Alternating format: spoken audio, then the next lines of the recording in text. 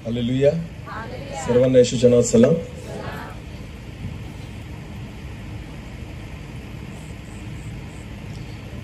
देवाला धन्यवाद देतो ह्या आनंदाच्या प्रसंगाबद्दल की परमेश्वराने ह्या परिवारात आनंदाचा प्रसंग दिला आणि त्या निमित्ताने आपण सर्वजण एकत्र येऊन त्या देवाची आराधना स्तुती करू शकलो. आणि हा समय की आपण देवाकडून ऐकावं. मी खूप वेळ घेणार नाही, पण मोजक्या वेळेत आपण परमेश्वराचं वचन बघू आणि मी विश्वास ठेवतो की परमेश्वर आज आपल्याशी बोलेल. आमेन. आपण 2 शब्दाची प्रार्थना करून या वचनाकडे जाऊ. सर्वशक्तिमान आमच्या जिवंत देवा, आकाश आणि पृथ्वीच्या उत्पन्न करत्या प्रभू, तू महान, अद्भुत, पराक्रमी आणि भययोग्य परमेश्वर आहे. तूच योग्य आहे प्रभू. मी तर केवळ माती आहे परमेश्वर, कारण त्यातूनच माझी निर्मिती आहे. मी प्रार्थना करतो परमेश्वर, स्वर्ग तुझे सिंहासन आणि पृथ्वी तुझे पाय ठेवण्याची जागा आहे. आणि म्हणून दे बापा, मनुष्य स्वतःची प्रौढी नाही मिळवू शकत, कारण तो तुझ्या पाय ठेवण्याच्या जागेवर राहतो परमेश्वर. माझ्या देवा, खरंच प्रभू, मी सर्व महिमा तुला देतो आणि प्रार्थना करतो आज परमेश्वर पिता, या लग्न निमित्ताने तुझी जी इच्छा योजना आहे ह्या ठिकाणी प्रगट कर. कोणा मनुष्याची वाणी नाही, कोणा मनुष्याची इच्छा नाही, पण स्वर्गीय परमेश्वरा, तुझी स्वर्गीय वाणी आज आमच्या कानावर पडू दे. येणारं वचन आम्हा प्रत्येकासाठी, सफिरासाठी आणि तिच्या परिवारासाठी आशीर्वादाचं कारण कर. मी प्रार्थना करतो प्रभू, तू बोल, आम्ही ऐकत आहोत. मी घटावं, तूच वाढावा आणि तुलाच महिमा मिळावी असं होते. सर्व आदर, मान, महिमा, गौरव, सन्मान तुझा आम्ही तुलाच देतो. प्रार्थना येशू प्रभू तुझ्या पवित्र आणि गुण नावाने मागितली. आमेन. लग्न प्रसंग आहे आणि आपल्याला माहिती आहे ह्या दिवसात खूप लग्न चालू आहेत. रोज रोज इकडं तिकडं 2-2, 3-3, 4-4 लग्न चालू आहेत आणि बऱ्याच ठिकाणी मीटिंग पण चालू आहेत. आणि स्वाभाविक आहे, प्रत्येकाला वाटतं की आपल्या लग्नामध्ये देवाच्या लोकांनी यावं आणि वधू आणि वरांना आशीर्वाद द्यावा, आणि ते स्वाभाविक इच्छा आहे. आणि म्हणून परमेश्वराचे दास येतात, लग्न वचनाप्रमाणे लावतात, त्यांना आशीर्वादित करतात, सगळ्या गोष्टी. आणि स्वाभाविक इच्छा असते की नवीन जोडप्याला देवाने आशीर्वादित करावं. बरोबर आहे ना? पण तुम्हाला माहिती का, आपला परमेश्वर जो आहे तो आशीर्वाद पण वचनाच्याच आधारावर देतो. परमेश्वर कोणतीच गोष्ट वचनाच्या बाहेर राहून नाही करत. जे काही तुम्हाला पाहिजे ते याच्याद्वारेच भेटेल, याच्या बाहेर काहीच नाही भेटणार. मी किती चांगला आहे याचा काहीच नाही फरक पडत, मी वचनाप्रमाणे आहे का नाही याच्याने फरक पडतो. हालेलुया. जे लोक देवाला नाही ओळखत ना, ते सुद्धा दानधर्म करतात. याचा अर्थ असा नाही होत की देव त्यांच्या बाबतीत प्रसन्न आहे. देव त्या व्यक्तीच्या बाबतीत प्रसन्न होतो जो त्याच्या वचनाप्रमाणे चालतो. हालेलुया. आणि म्हणून कोणताही प्रसंग असो किंवा देवाकडून आपली कोणतीही अपेक्षा असो, ती त्याच वेळेस पूर्ण होईल ज्या वेळेस तुम्ही जे मागता आहेत ते वचनाप्रमाणे असलं पाहिजे. आमेन. आणि म्हणून बायबलमध्ये इतकं सुंदर उदाहरण आहे, त्याचं जिवंत उदाहरण आहे. आपण वाचू उत्पत्तीचं पुस्तक याचा पहिला अध्याय. उत्पत्तीचं पुस्तक याचा पहिला अध्याय आणि वचन 27 ते 29 आपण वाचू. बरं, उत्पत्तीचं पुस्तक याचा पहिला अध्याय आणि वचन 27 ते 29. देवाने आपल्या प्रतिरूपाचा मनुष्य निर्माण केला. आता हे सगळ्यांना माहितीये, पण वाचू आपण. देवाने आपल्या प्रतिरूपाचा मनुष्य निर्माण केला. देवाचे प्रतिरूप असा तो निर्माण केला. देवाचे प्रतिरूप असा तो निर्माण केला. नर व नारी अशी ती निर्माण केली. नर आणि नारी म्हणजे आदाम आणि हवा, जे पहिले स्त्री पुरुष आहेत, त्यांना परमेश्वराने निर्माण केलं. देवाने त्यांना आशीर्वाद दिला. आता वचन असं म्हणतं, देवाने त्या दोघांना स्वतः बनवलेलं होतं आणि देवाने त्यांना आशीर्वाद दिला.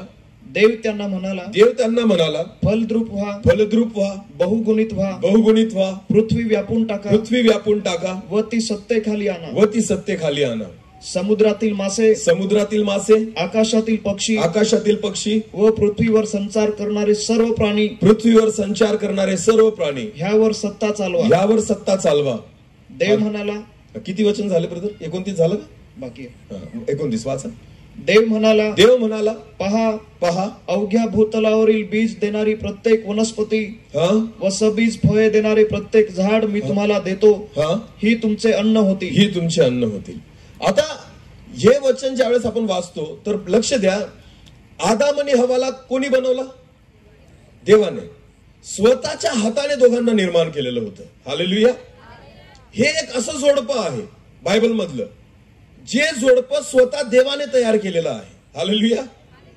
आपला जन्म आपल्या आईबापांद्वारे झालेला आहे, लक्षात घ्या.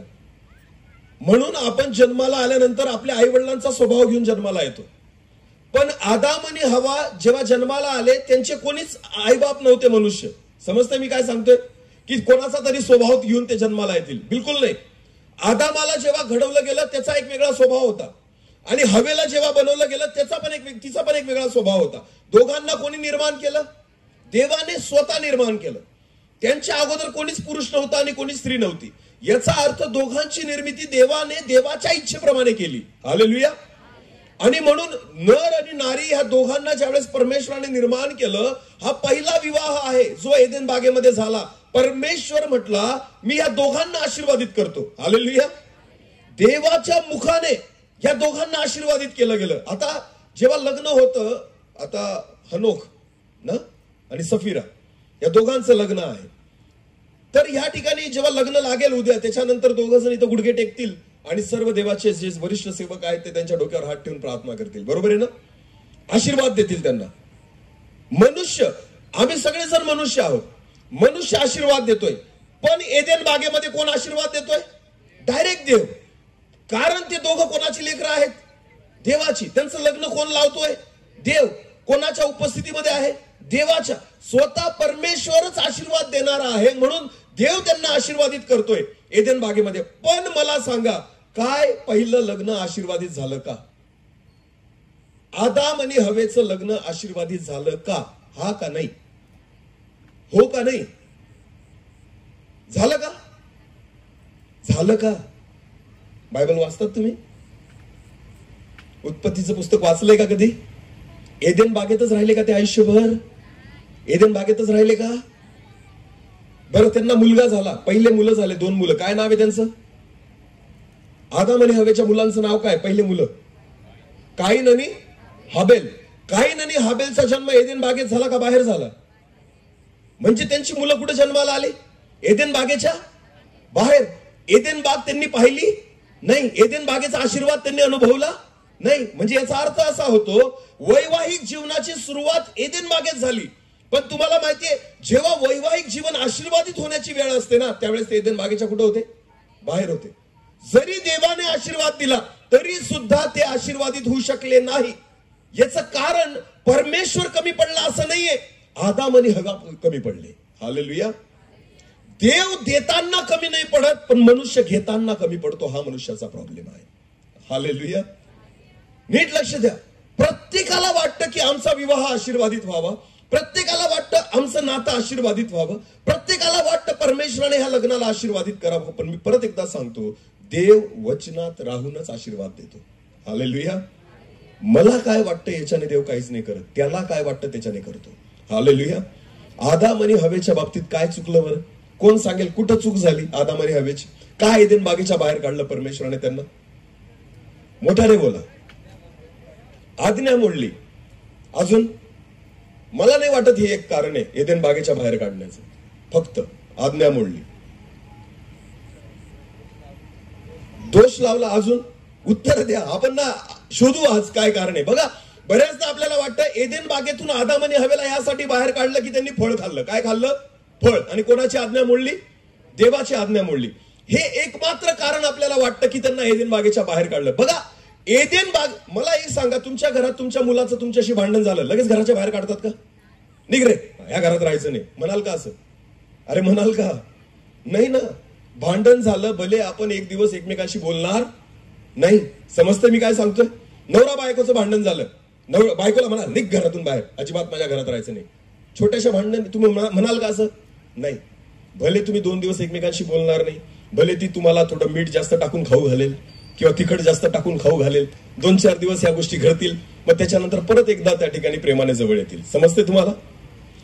भांडण झाली, वाद झाला, चुकलं, याचा अर्थ असा नाही होत की तुम्ही घरातून बाहेर काढतात. परमेश्वराने एदेन बागेतून त्यांना बाहेर काढून टाकलं. ते देवाची लेकरं होती दोघं, आदाम आणि हवा. मग आज्ञा मोडली, नुसतं फळ खाल्लं म्हणून परमेश्वराने डायरेक्ट घरातून बाहेर काढून टाकलं. हे माझ्या बुद्धीला नाही पटत. नीट लक्ष द्या. याच्या मागे अजून दुसरं कारण आहे. शोधा बरं. काय काय? मोठ्याने बोल. पश्चाताप नाही केला. हालेलुया. काय काय? त्यांनी काय नाही केला? पश्चाताप नाही केला. तुम्हाला माहितीये, बऱ्याचदा आपण आशीर्वादित न होण्याचं कारण हे आहे की मी चुकलोय आपल्याला माहितीये तरी आपण पश्चाताप करत नाही. तुमचं वैवाहिक जीवन तेव्हाच आशीर्वादित होईल ज्या वेळेस तुमच्या चुकांना तुम्ही कबूल कराल आणि देवाला सांगाल प्रभू मी चुकलोय मला क्षमा कर. तुम्हाला माहितीये ते एदेन बागेतच राहिले असते जर पश्चाताप केला असता तर. देव इतका पण क्रोधिष्ठ नाहीये. देव इतका पण त्या ठिकाणी कठीण मनाचा नाहीये की बस फळ खाल्लं आणि त्यांना बाहेर फेकून दिलं. बिलकुल नाही. देवाची अपेक्षा होती. वचन वाचू आपण उत्पत्तीचं पुस्तक याचा 2रा अध्याय 16 वचन. आज्ञा दिली आपण ते वाचू पहिल्यांदा. उत्पत्ती 2:16. तेव्हा परमेश्वर देवाने आदामाला अशी आज्ञा दिली की बागेतील वाटेल त्या झाडाचे फळ यथेच्छ खा. पण बऱ्या वाईटाचे ज्ञान करून देणाऱ्या झाडाचे फळ खाऊ नको. बरं मला एक सांगा आज्ञा किती आहेत? त्याला आदामाला किती आज्ञा दिल्या? किती? एकच आज्ञा. हालेलुया. किती आज्ञा? एकच. तरी पाळली नाही. तुम्हाला मला किती आज्ञा दिल्या? किती? 10 नाहीये. उत्पत्तीपासून प्रगटीकरणापर्यंत आज्ञाच आहेत. हालेलुया. त्या लिहिता पुस्तक एवढं जाड होऊन गेलं. समजते तुम्हाला मी काय सांगतोय? त्या आज्ञा लिहिता हे बायबल इतकं जाड होऊन गेलेलं आहे. पण एदेन बागेमध्ये आज्ञा किती होत्या? एक. बोला किती होत्या? कारण आहे त्याच्या मागं. कारण एदेन बागेमध्ये पाप नव्हतं. एदेन बागेमध्ये काय नव्हतं? पाप नव्हतं. पाप नसल्या कारणाने आज्ञेची गरज नव्हती. फक्त एक आज्ञा दिली होती फळ खायचं नाही. हालेलुया. पण जेव्हा पाप मनुष्याच्या जीवनामध्ये आलं ना देवच त्या ठिकाणी विचार करायला लागला आणि विचार करता करता एवढ्या आज्ञा देऊन टाकल्या की उत्पत्तीपासून प्रगटीकरणाची पुस्तकं लिहिली गेली. हालेलुया. आणि त्या प्रत्येक पुस्तकांमध्ये आज्ञा आहेत की जे तुम्हाला करायचं जे नाही करायचं, जे करायचं जे नाही करायचं सगळं परमेश्वराने लिहून ठेवलेलं आहे. याचं कारण एक आहे की मनुष्याच्या जीवनामध्ये पाप आलं. हालेलुया. जेव्हा पाप नव्हतं तर एकच आज्ञा दिलेली होती पण ती सुद्धा मनुष्याने पाळली गेली. ती पण आज्ञा पाळली गेली नाही. विचार करा. हा आहे मनुष्य. एक आज्ञा देवाने दिली. सगळा आशीर्वाद दिलेला होता. फक्त म्हटलं होतं याला हात लावायचा नाही. पण हा मनुष्याचा स्वभाव आहे. ज्याला नाही हात लावायला लावला त्याच्याचकडे नजर जाते. जे नाही बघायला लावलं तेच बघू आपण. जिथं नाही चाखायचंय तेच चाखायची इच्छा असते मनुष्याची. मी तुम्हाला सांगतो. मी नेहमी म्हणतो दारू कधीच गोड लागत नाही. अजिबात गोड लागत नाही. मी प्यायलोय म्हणून सांगतो. एकदम घाण लागती दारू. पण कशी सुरुवात होती माहिती का? चाखून पाहिजे कशी लागते. समजते का? कसं चाखून पाहिजे कशी लागते. कारण जग म्हणतं ना दारू प्यायचं नाही. मग आपल्याला वाटतं नेमकं आहे तरी काय, पिऊन तर बघू मग समजेल आपल्याला. हा मनुष्याचा स्वभाव आहे. लहान लेकराला सांगा बेटा इथं हात लावू नको चटका लागेल, तर तो लहान मुलगा जो असतो ना तोपर्यंत तिथं जात राहतो जोपर्यंत त्याला काय नाही लागत. त्याला विचार येतो नेमकं चटका काय. तो लहान मुलगा काय विचार करतो, नेमकं चटका काय भानगड आहे आणि मला तो चटकाच पाहिजे कसा लागतो तो. म्हणून तुम्ही लहान मुलाला जर दिवा नाही दाखवला ना तो त्याच्याकडे जाणारच नाही. पण दाखवून द्या त्याला की येतो हात लावायचा नाही, तो बरोबर तिथंच जाईल. हा मनुष्याचा स्वभाव आहे. जे नाही सांगितलं तेच करतो. हालेलुया. म्हणून एदेन बागेमध्ये खूप झाडं आणि फळं होती. पण मला एक नाही कळत, जेव्हा साप आला हवेला भेटायला, सापाने कोणतं झाड दाखवलं? कोणतं झाड दाखवलं? तेच झाड ज्याचं फळ खायला. याचा अर्थ हवाबाई कोणत्या झाडासमोर बसली होती? याचा अर्थ काय होतो? हवाबाई कोणत्या झाडासमोर बसली होती? त्याच झाडासमोर. अगं बाई एदेन बाग खूप मोठी आहे, तू दुसरीकडे बस ना. तू नेमकी त्याच झाडासमोर काय करत होती? कारण आम्हाला देवाने तेच खायला नाही लावलं. हालेलुया. कधी विचार केला या गोष्टीचा? एदेन बाग काही छोटी नव्हती. एदेन बाग काही एवढ्या मंडपा एवढी नव्हती. एदेन बागेमध्ये किती नद्या होत्या? किती नद्या? 4 नद्या होत्या. हालेलुया. 4 नद्या ज्या देशांना घेरत होत्या. एवढी मोठी एदेन बाग होती. एवढी मोठी एदेन बाग सोडली. ही कोणासमोर बसलीये? कोणत्या झाडासमोर?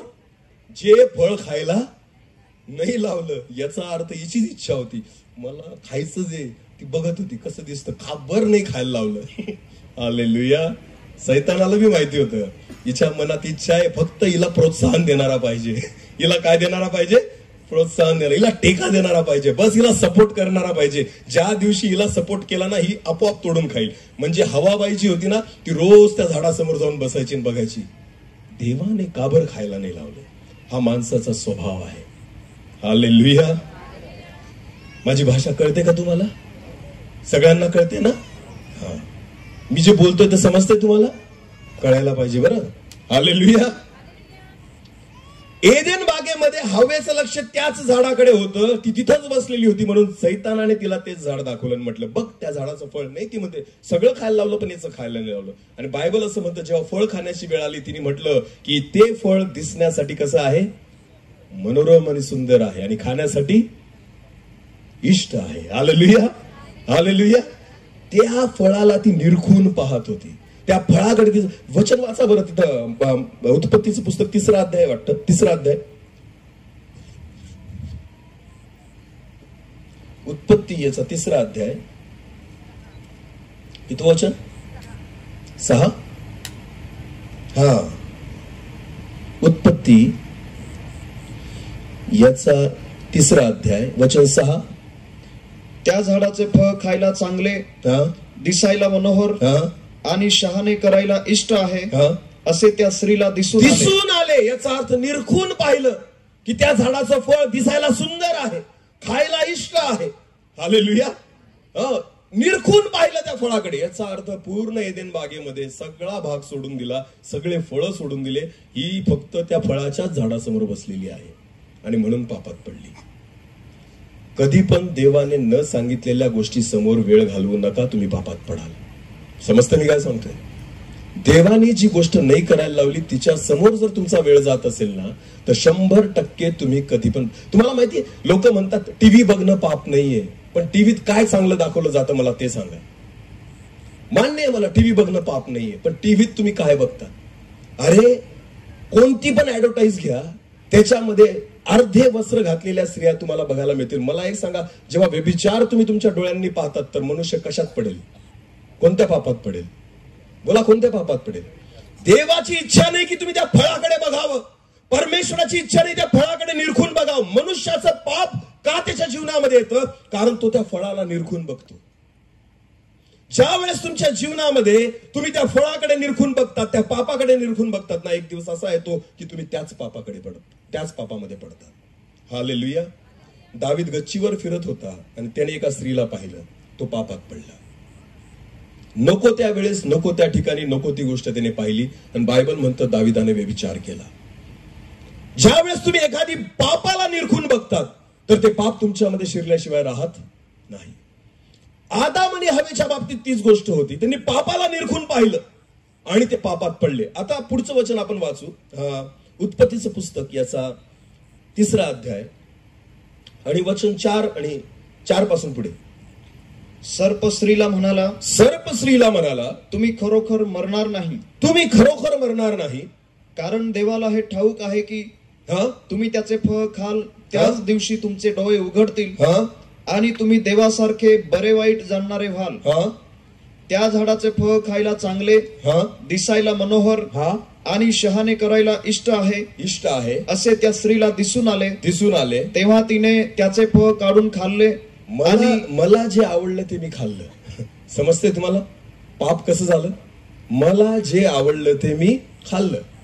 इथं देवाचा विचार केला गेला नाही, इथं परमेश्वराचा विचार केला गेला नाही. पाप त्याला म्हणतात की जे मला आवडलं ते मी केलं, ते आहे पाप. पण जेव्हा तुम्ही जे देवाला आवडलं ते करतात, ते पाप राहत नाही. हालेलुया. मनुष्याला ज्या दिवशी ही गोष्ट कळली, त्या दिवशी तो बदलला. मला जे आवडलं ते जर मी करेल ना, तर मी 100% पापात पडेल. पण ज्या वेळेस मी विचार करतो देवाला जे आवडेल ते मी करेल, तर विश्वास ठेवा, त्यावेळेस तुम्ही नीतिमान ठराल. हालेलुया. या स्त्रीने तिला आवडणारं पाप केलं की मला खायची इच्छा होती, ते दिसायला फार सुंदर आहे, ते फळ खाण्यासाठी इष्ट आहे, शहाणे करायला त्या ठिकाणी चांगलं आहे, मला ते खाण्याची इच्छा आहे. स्वतःची इच्छा पूर्ण करण्यासाठी त्या ठिकाणी तुम्हाला माहिती बरेचसे पाप अशाच पद्धतीने होतात. आपली इच्छा पूर्ण करण्यासाठी, मग मला वाटेल ते मी करेल, मला पटेल ते मी करेल. मग इथं विचार नाही होत की देवाला काय आवडतं. नीट लक्ष द्या. जीवनातला सगळ्यात महत्वाचा प्रसंग लग्न आहे. तुमच्या आयुष्यातील सर्वात महत्वाचा प्रसंग लग्न आहे. ज्या वेळेस तुम्ही लग्नाचा निर्णय घेतात ना, त्यावेळेस तुम्हाला काय वाटतं त्या पद्धतीने वागू जगू नका, तर देवाला कसं वागणं आणि जगणं अपेक्षित आहे त्याचा विचार करा. हालेलुया. कारण बरीचशी लग्न त्याच पद्धतीने होतात जसं हवेने स्वतःच्या इच्छेने फळ चाकलं. आज बऱ्याच ठिकाणी त्याच पद्धतीने होतं की मला आवडलं म्हणून मी केलं, मला हवं होतं म्हणून मी केलं. ही तुमची इच्छा आहे, देवाची इच्छा नाही जाणून घेतली आपण याच्यामध्ये. आणि ज्या वेळेस तुम्ही देवाची इच्छा जाणून घेत नाही तिथंच पाप होतं. हालेलुया. तिथंच मनुष्य पापामध्ये पडतो जिथं मनुष्य देवाची इच्छा जाणून घेत नाही. लक्षात घ्या, जेव्हा तुम्ही तुमची इच्छा पूर्ण करायला जातात त्याच ठिकाणी पाप होतं. ठीक आहे, मी म्हणतो फळ खाल्लं काही मोठी गोष्ट नाही. पुढे वाचा, आपण पुढे कंटिन्यू करू आपण. 7 वचन पुढे. तेव्हा त्या उभयतांचे डोळे उघडले, तेव्हा त्या उभयतांचे डोळे उघडले आणि आपण नग्न आहोत असे त्यांना कळून आले. तेव्हा त्यांनी अंजिराची पाने शिवून आपणासाठी कटिवेष्टने केली. आपणासाठी अंजिराची पाने शिवून कटिवेष्टने केली. बायबल म्हणतं आदाम आणि हवेला जेव्हा निर्माण केलं होतं तेव्हा त्यांच्या अंगावर वस्त्र नव्हते, ते नग्न होते. हालेलुया. पण तो नग्नपणा त्यांना दिसत नव्हता, कारण त्यांच्या ठाई काय नव्हतं? पाप. बोला, काय नव्हतं?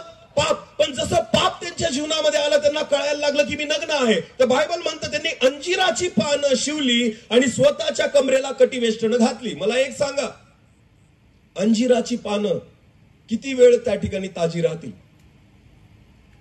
1 दिवस, 2 दिवस, 5 दिवस, आठवडाभर? सांगा ना.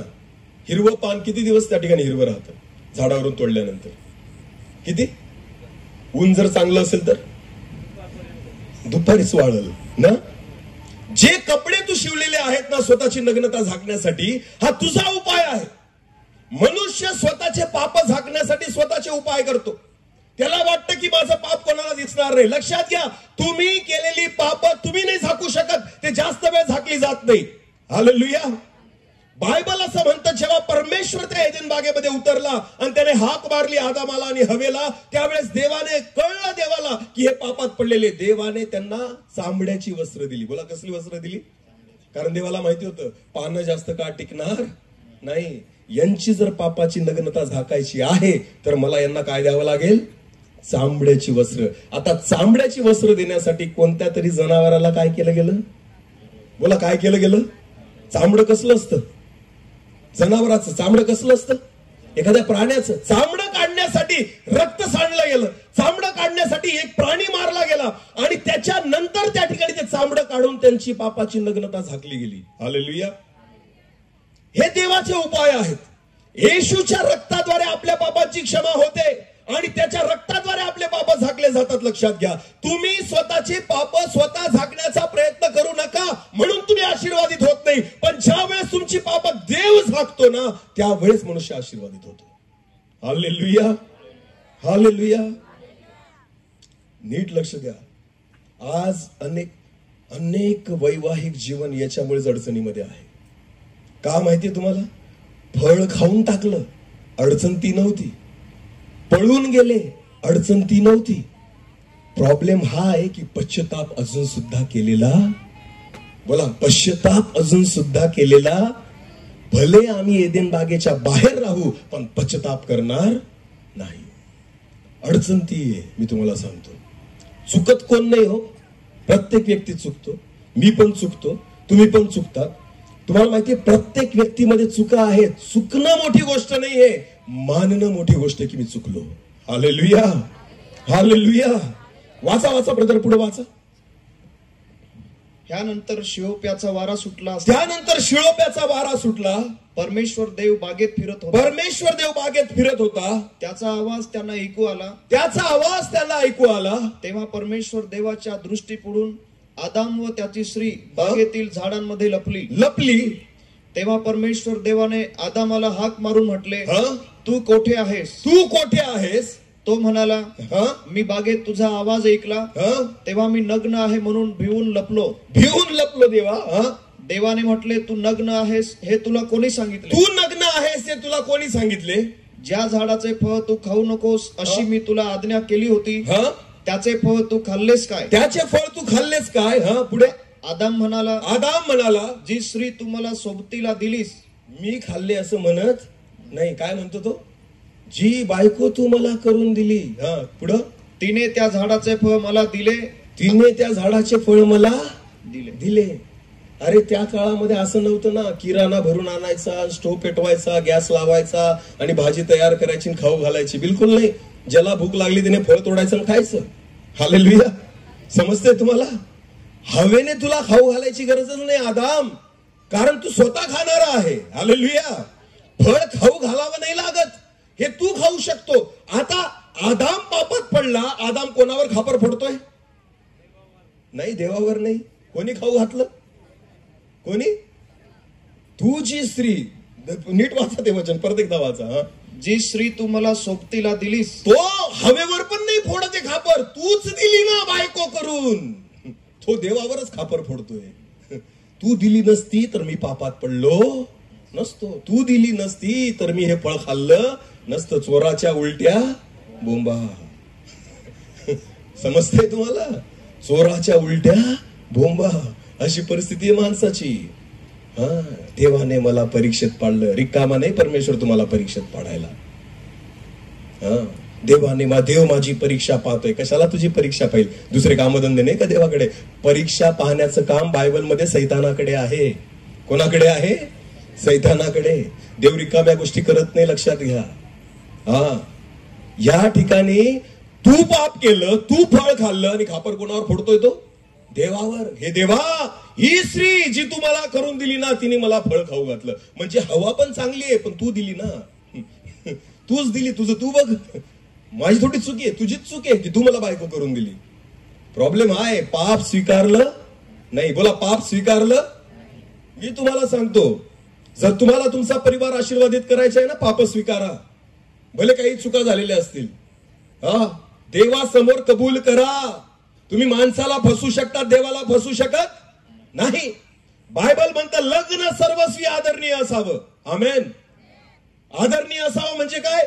त्याचा आदर आहे, त्याचा एक रिस्पेक्ट आहे, त्याला एक पवित्रता आहे. परमेश्वर जर त्या लग्नामध्ये असावा आणि देवाने जर त्या विवाहाला आशीर्वादित करावं, तर तुमच्या इच्छेप्रमाणे लग्न करू नका, देवाच्या इच्छेप्रमाणे लग्न करा. हालेलुया. तुमच्या व्यवस्थेप्रमाणे होणार नाही, तर परमेश्वराच्या वचनाच्या व्यवस्थेप्रमाणे ते लग्न पूर्ण झालं पाहिजे. आमेन. आणि जर तसं चूक झालेली असेल तर काय मागा? बोला, काय मागा? क्षमा मागा. ताठमानाने देवासमोर नका, तूच तर करून दिलं, तूच तर बनवली होती माझ्यासाठी हवा. बिलकुल नाही. जर तुम्ही देवाच्या इच्छेप्रमाणे वागलेले नसाल ना, संधी आहे, पश्चाताप करा. नाहीतर तुम्हाला परमेश्वर आशीर्वादित करणार. माझा परमेश्वर सर्व करतो पण चुकीच्या गोष्टी करत नाही. तो त्याच्या वचनाच्या बाहेर कोणालाच आशीर्वादित करत नाही. हालेलुया. हालेलुया. जे तरुण मुलं आणि मुली पळून लग्न केलेले असतील, अजून पण पश्चाताप करा देवाकडे, नाही तर तुमचा संसार आशीर्वादित होऊ शकत नाही. बिलकुल नाही. मी तुम्हाला, हे देवाकडून नाहीये. हालेलुया. मी असं नाही म्हणत की तुम्ही खूप मोठं पाप केलं, बिलकुल नाही, पण पाप केलं आहे. हालेलुया. प्रत्येक व्यक्ती चुकतो ना, पश्चाताप करा. देवाला म्हणा, प्रभू आम्ही चुकलोय, आम्हाला क्षमा कर. ज्या दिवशी क्षमा मागाल, मी तुम्हाला विश्वासाने सांगतो, एदेन बाग परत भेटेल. हालेलुया.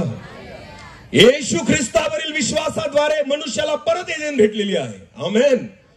म्हणून योहान म्हणतो की जो पश्चातापास योग्य फळ देईल. आमेन.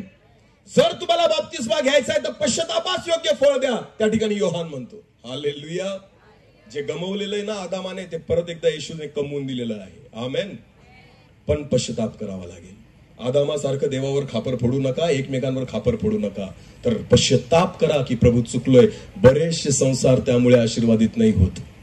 मी कितीही घसा कोरडा करून तुमच्यासाठी प्रार्थना केली ना, तरी देव तुमच्या संसाराला आशीर्वादित करू शकत नाही. तो वचनात राहून आशीर्वादित करतो. आमेन. आमेन. पुढे वाचा ब्रदर.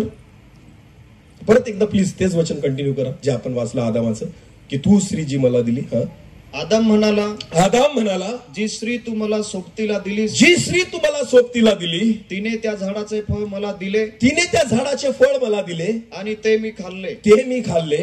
परमेश्वर देव त्या स्त्रीला म्हणाला. आता देवाला वाटलं हा पश्चाताप करत नाही, मग देव कोणाकडे वळाला? हवेकडे. बोला, कोणाकडे वळाला? देवाला वाटलं ही तर पश्चाताप करेल कदाचित ना. देव तिच्याकडे गेला. देव तिला म्हणाला, हा हे तू काय केलेस? हे तू काय केलेस? स्त्री म्हणाली, सर्पाने मला भुरळ घातली. मी नाही. कोणी? सर्पाने. हालेलुया. मी थोडी खाल्लं, मला कोणी भुरळ घातली? सर्पाने. हिने कोणाच्या डोक्यावर खापर फोडलं? बोला कोणाच्या? पण पाप कबूल केलं नाही. देवाकडे पश्चाताप केला नाही. पस्तावा केला नाही. कारण देऊ नका, पश्चाताप करा. हालेलुया. मी विश्वासाने सांगतो, आदाम आणि हवेने जर तिथंच पश्चाताप केला असताना, माझा देव इतका दयाळू आहे, त्याने त्यांना अजिबात एदेन बागेच्या बाहेर काढलं नसतं. हालेलुया. पण त्यांचं मन इतकं कठीण होतं ना, त्यांनी पश्चाताप केला नाही. मी तुम्हाला परत एकदा सांगू इच्छितो, जे विवाह चुकीच्या पद्धतीने जोडले गेलेले आहेत, तुम्ही देवाकडे पश्चाताप करा, नाहीतर कोणीच आशीर्वादित करू शकत नाही. बिलकुल नाही. कारण माझा परमेश्वर मनुष्य नाहीये. आपल्याला सगळं चालतं, पण देवाला तसं काहीच चालत नाही. जे आहे ते आहे. हालेलुया. मी माणूस आहे ना, मला सगळं चालेल, मला काहीच फरक पडत नाही, मी सगळं ऍडजस्ट करेन. पण देवाचा प्रॉब्लेम एक आहे, देव चुकीचं काहीच ऍडजस्ट करत नाही. तुम्ही कराल, मी पण करेल, पण माझा देव करणार नाही. शिंदे सरांना सांगा येऊन प्रार्थना करा, मी करून जाईल. कारण मी कोण आहे? मी कोण आहे? मनुष्य आहे. देवाला सांगा बरं, देवा तू यांना आशीर्वाद दे. बिलकुल नाही. तो म्हणेल वचनात बसतं का बघेल, पटलं तर करेल, नाही तर करणार नाही. कारण तुम्ही माझे देव नाही, मी तुमचा देव आहे. हालेलुया. हालेलुया. बोला येशू मसीह की. तुम्ही त्या परमेश्वरावर विश्वास ठेवलेला आहे जो वचनाचा परमेश्वर आहे. प्रारंभी शब्द होता, शब्द देवासह होता आणि शब्दच देव होता, देवाचं वचन म्हणतं. आमेन. माझ्या परमेश्वराची ओळखच वचन आहे. तो वचनाच्या बाहेर जात नाही. बायबल इतकं सुंदर वचन आहे देवाचं की तो म्हणतो की मी माझ्याच वचनाच्या विरोधात वागू शकत नाही. हालेलुया. काय म्हणतो परमेश्वर? जे माझं वचन आहे ना, त्याच्या विरोधात मी सुद्धा नाही वागू शकत. तो स्वतः सुद्धा त्याच्यामध्येच राहून वागतो, तर तुम्ही आणि मी कशात बसतो? हालेलुया. माझा परमेश्वर स्वतः वचनाला ओलांडत नाही, तर तुम्ही आणि मी कोण आलो स्वतःच्या इच्छेप्रमाणे वचनाला ओलांडणारे? तुम्ही तेव्हाच आशीर्वादित व्हाल जेव्हा वचनामध्ये राहाल. हालेलुया. परत एकदा सांगतो, प्रत्येक जण चुकतो, पण देवाची इच्छा काय? काय करा? बोला काय करा? पश्चाताप करा. देवाला म्हणा प्रभू मी चुकलोय. मी विश्वासाने सांगतो देव आशीर्वादित करेल. आमेन. सगळ्यात जास्त आवडणारी गोष्ट देवाला जर काही असेल ना, तर तुटलेलं मन आहे. बोला काय आहे? तुटलेलं. आणि सगळ्यात राग जर परमेश्वराला काही असेल ना, तर गर्विष्ठ मनाचा आहे. बोला कसला आहे? नबुखदनेसराचं मन गर्विष्ठ झालं. देवाने काय खायला लावला? बोला काय खायला लावला? चारा. एका जनावरासारखा कडबा खात होता बाबेलचा राजा नबुखदनेसर, जो म्हणायचा की माझ्यासारखा कोणीच नाही, ज्याला वाटत होतं मी देवासारखा आहे. तो नबुखदनेसर ज्या वेळेस परमेश्वराने त्याचा गर्व पाहिला ना, देवाला अजिबात आवडला नाही. परमेश्वराने त्या नबुखदनेसराला सांगितलं तू जनावरासारखा कडबा खाशील, दहीवराने तुझं अंग भिजेल. हालेलुया. एका जनावरासारखा बांधून ठेवला होता त्याला, कुत्र्यासारखा, आणि वरून दहीवर पडायचं, त्याचं अंग ओल्लं व्हायचं आणि चारा खायचा. ही अवस्था कोणाची केली देवाने? बोला कोणाची केली? नबुखदनेसर. ज्या वेळेस राजा गर्विष्ठ होतो, त्याला कसा चारा खाऊ घालायचा आहे कोणाला माहिती आहे? बोला कोणाला माहिती आहे? मोठमोठ्या गोष्टी करू द्या राजांना. मी तुम्हाला सांगतो, तुम्ही त्या परमेश्वरावर विश्वास ठेवलेला आहे ज्या परमेश्वराने नबुखदनेसराला चारा खायला लावलेला आहे. आमेन. माझा देव सगळं सहन करतो, गर्व सहन करत, उन्मत्तपणा सहन करत नाही. गर्विष्ठ अंतकरण माझ्या देवाला आवडत नाही. झुका देवासमोर आणि नम्र व्हा. मी विश्वासाने सांगतो, तुमचा परिवार आशीर्वादित झाल्याशिवाय राहणार नाही. हालेलुया. हालेलुया. अनेक परिवार आहेत, मी परत सांगतोय, पश्चाताप करा, देवाकडे या, प्रभूला म्हणा प्रभू आम्ही चुकलोय, आम्हाला क्षमा कर. प्रभू आम्ही चुकलोय, तुझ्या विरोधात वागलोय, आम्हाला क्षमा कर. लग्न सर्वस्वी आदरणीय असावं. आमेन. त्याचा आदर जपला गेला पाहिजे, त्याची पवित्रता जपली गेली पाहिजे आणि त्याची पवित्रता राखली गेली पाहिजे. लोकांचं काय, जेवण करून निघून जातात, फरक नाही पडत. हा, मी पण काय, मला पण खाऊ घाला, मी निघून जाईल, मी काय, मला काय फरक पडतोय, मी उद्या विसरून जाईल कुठे गेलो होतो ते, कारण रोजच्या मीटिंग चालू आहेत. देव विसरत? बोला देव विसरत? शिंदे सर नाही आले तरी काही फरक पडणार नाही, पण माझा परमेश्वर आला पाहिजे. आमेन. ह्या देवाचा दास नाही आला तर काय फरक पडतोय? मी तुम्हाला सांगतो, माझा जिवंत परमेश्वर लग्नामध्ये असला पाहिजे. हालेलुया. आणि देव तेव्हाच येईल जेव्हा वचन असेल. आमेन. देव तेव्हाच येईल जेव्हा आज्ञा पाळाल. देव तेव्हाच येईल जेव्हा मन तुटलेलं असेल. देव तेव्हाच येईल जेव्हा सगळ्या गोष्टी सुरक्षित आणि आशीर्वादित असतील. आमेन. हालेलुया. एक वचन वाचू, शेवटचं वचन वाचू आपण. होशेचं पुस्तक 14वा अध्याय वचन 2. होशेचं पुस्तक याचं 14वा अध्याय वचन 2. तुम्ही शब्दानिशी परमेश्वराकडे व्हा. बायबल असं म्हणतं होशेच्या पुस्तकामध्ये, तुम्ही आपल्या शब्दांनिशी देवाकडे वळा. कशानिशी? शब्दानिशी. नुसतं मनात नाही. देव म्हणतो शब्दाने बोल की चुकलाय असं. हालेलुया. जोपर्यंत तुम्ही शब्दांनिशी देवाकडे नाही वळत, कबूल नाही करत मुखाने की मी चुकलोय, तोपर्यंत परमेश्वर क्षमा करत नाही. हालेलुया. समजते मी काय सांगतोय ते? तुम्ही आपल्या शब्दांनिशी देवाकडे वळा. पुढे त्याला म्हणा आमचा सर्व अधर्म दूर कर. आमचा सर्व अधर्म दूर कर. हे प्रभू, आम्ही चुकलो, आम्ही पाप केलंय आणि जो अधर्माचा डाग आमच्यावर लागलेला आहे ना, तो दूर कर. हे आपल्या मुखाने कबूल करा, म्हणजे परमेश्वर त्याची क्षमा करेल. पुढे वाचा. कृपेने आमचा स्वीकार कर. आणि तू तुझ्या कृपेने आमचा स्वीकार कर, म्हणजे आम्ही आमच्या वाणीचे फळ अर्पू. हालेलुया. आपल्या शब्दांनिशी देवाकडे वळा. आदाम आणि हवा देवाकडे शब्दानिशी वळले नाही, बोलून वळले नाही की देवा मला क्षमा कर, आम्ही चुकलोय. त्यांनी शब्दानिशी देवाकडे वळले नाही, म्हणून देवाने क्षमा केली नाही. त्यांना एदेन बागीच्या कुठं काढून टाकलं? बाहेर. देव इतका कठोर नाहीये की लेकरांना घराच्या बाहेर काढेल, पण लेकरं एवढे कठोर होते की ते पश्चाताप करायला सुद्धा तयार नाहीये, पाप कबूल करायला सुद्धा तयार नाहीये. चुकतं कोण नाही चुकत हो, प्रत्येक चुकतो, पण कबूल तर करा. माझा देव फार दयाळू आहे. आमेन. हालेलुया. आज परमेश्वर या वचनाद्वारे का बोलला मला नाही माहिती, पण कदाचित आपल्या सर्वांना गरज आहे त्याची. आमेन.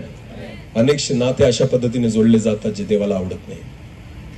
झाली असेल चूक, मान्य करतो मी, पण किमान आपल्या मुखाने कबूल तर करा. देवाकडे क्षमा मागा. मी विश्वासाने सांगतो माझा देव इतका दयाळू आहे, परत तो जवळ घेईल. हालेलुया. देवाला श्राप द्यायला नाही आवडत. देवाला काय द्यायला आवडतो? आदाम आणि हवेला निर्माण केलं, पहिले देवाने काय दिला? त्यांनी मागितला का? कोणी दिला? तुम्ही नाही मागाल तरी देव देईल, फक्त तुम्ही देवाच्या इच्छेप्रमाणे चाला. आमेन. आदाम आणि हवा देवाच्या हातात होते ना, देवाने न मागता त्यांना आशीर्वाद दिला. पण जर तुम्ही देवाच्या हातात नसाल ना, तुम्ही मागाल तरी भेटणार नाही. हालेलुया. हालेलुया. वैवाहिक जीवन आशीर्वादित करण्याचं सगळ्यात मोठं हेच गुपित आहे. आमेन. खूप कमी विवाह असतात जे इसाकासारखे होतात. समजतंय तुम्हाला? देवाच्या इच्छेप्रमाणे. बाकी सगळे आपल्याच इच्छेप्रमाणे असतात. म्हणून मी तर म्हणतो प्रत्येक वेळेस क्षमा मागा देवाकडे. प्रभू आम्ही चुकलो असू, तू आम्हाला क्षमा कर, पण जे तू जोडलंय ते आता कोणाला तोडू देऊ नकोस. आमेन. विश्वासाने परमेश्वर आशीर्वादित केल्याशिवाय राहणार नाही. आपल्या मुखाद्वारे, आपल्या शब्दाद्वारे देवाकडे वळा. आमेन. विश्वास ठेवा, परमेश्वर तुम्हाला आशीर्वादित करेल. आमेन. हालेलुया. खूप महान आहे परमेश्वर. तो सगळं काही सहन करतो, चूक सहन करत नाही, पाप सहन करत नाही. तुमचं अज्ञान चालेल देवाला, तुमची गरिबी चालेल देवाला, पण देवाला पाप चालणार नाही. फाटके कपडे घातलेल्याला पण प्रभू जवळ करतो. समजते मी काय सांगतोय? ज्याचा अंगाचा वास येत असेल ना, त्याला पण माझा प्रभू जवळ करेल, पण ज्याच्या ठाई पाप असेल त्याला परमेश्वर, तो कितीही श्रीमंत असेल तरी जवळ करणार नाही. तुम्ही कितीही सेंट मारून आले तरी माझा परमेश्वर तुम्हाला जवळ करू शकत नाही, कारण त्याला सेंटचा वास नाही, त्याला पापाचा वास येतोय. हालेलुया. समजते मी काय सांगतोय? स्वतःपासून पाप दूर करा, देव आपोआप जवळ येईल. आमेन. आणि जर पापाला सोबत ठेवलं तर देव जवळ राहणार. सोपं गणित आहे. आमेन. हालेलुया. गणित माझा सगळ्यात न आवडता विषय होता. मी याच्यासाठी सांगतो की त्याच्यामध्ये सूत्र असतात. काय असतात? सूत्र. आणि ते पाठ करावे लागतात. काय करावे लागतात? पाठ. आता पण जर तुम्ही मला 13चा पाढा विचारला तर मला बोलता येणार नाही, हे कोणाला सांगू नका. ऍक्च्युली माझा विषय गणित नाहीच आहे, माझा इंग्रजी आहे. मला एबीसीडी विचारा. हालेलुया. पण गणिताचा माझा 36चा आकडा होता पहिलेपासून, म्हणून 12वीला आर्ट घेतलं. काय घेतलं? आर्ट, की जेणेकरून गणित येणार नाही.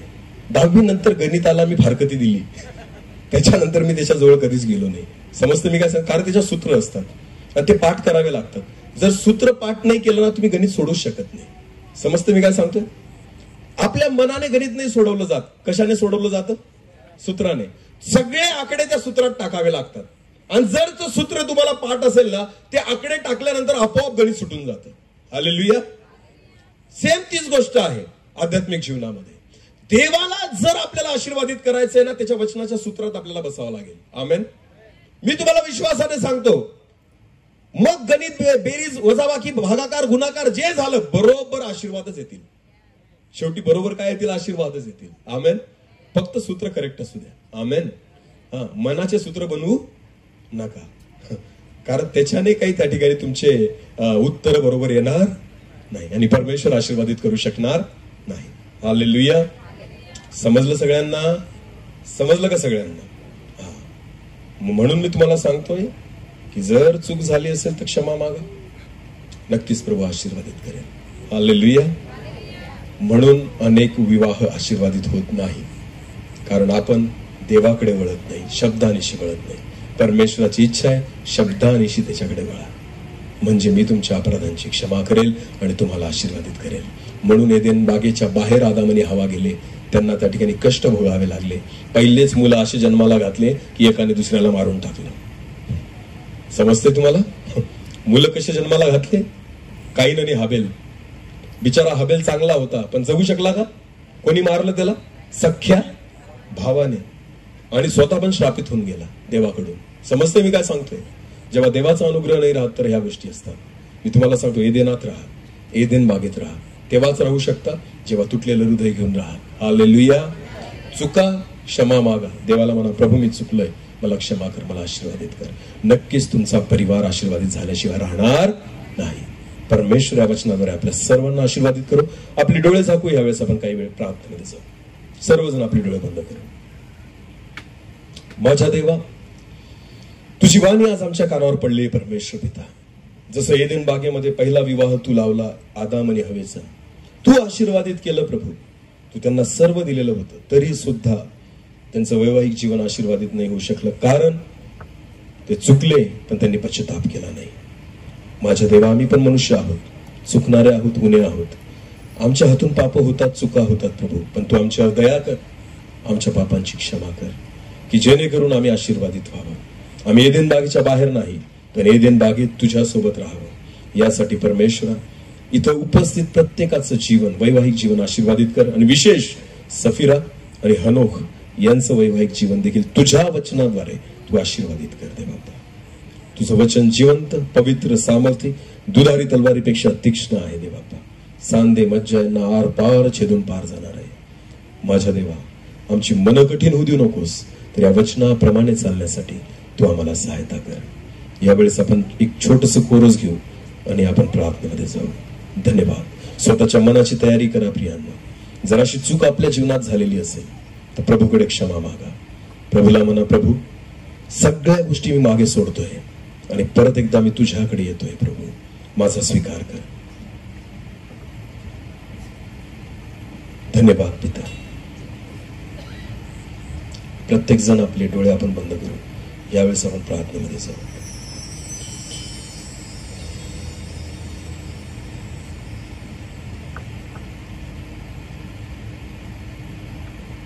धन्यवाद ईश्वर.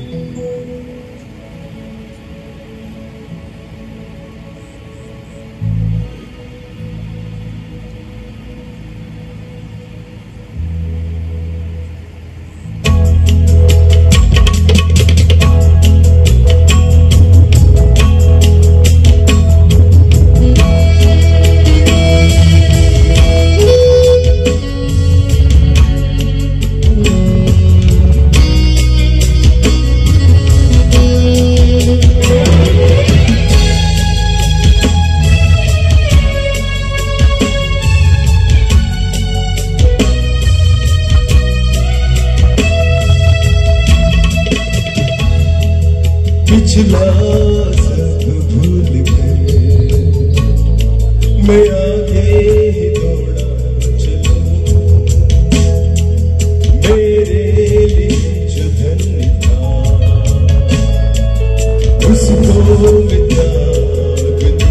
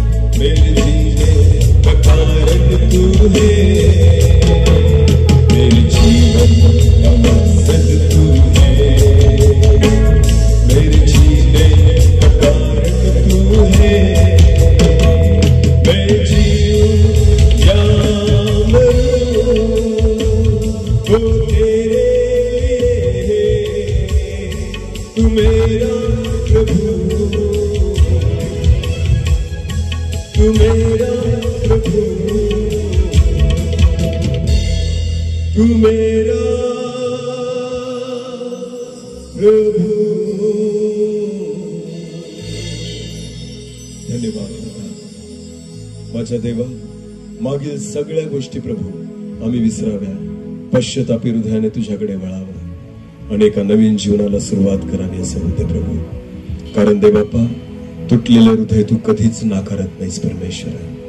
प्रत्येक परिवाराला तू आशीर्वादित करू इच्छितो प्रभू, कारण त्याच साठी तू स्त्री आणि पुरुषाला एकत्र केलेलं आहेस देवाप्पा. तू ज्यावेळेस आदाम आणि हव्वाला निर्माण केलं, त्यांनी न मागता तू त्यांना आशीर्वाद दिला देवाप्पा. तसंच प्रभू आज देखील ज्यावेळेस परमेश्वर पिता एक परिवार एकत्र होतो, एक स्त्री आणि पुरुष एकत्र येतात, त्यावेळेस न मागता तू त्यांना प्रत्येक आशीर्वाद देऊ इच्छितो प्रभू. फक्त देवाप्पा, आम्ही परमेश्वर पिता जर चुकलो असू तर आम्ही तुझ्याकडे पश्चातापी अंतःकरणाने यावं, की जेणेकरून परत एकदा तू पुन्हा स्थापना करशील आणि आम्हाला आशीर्वादित करशील.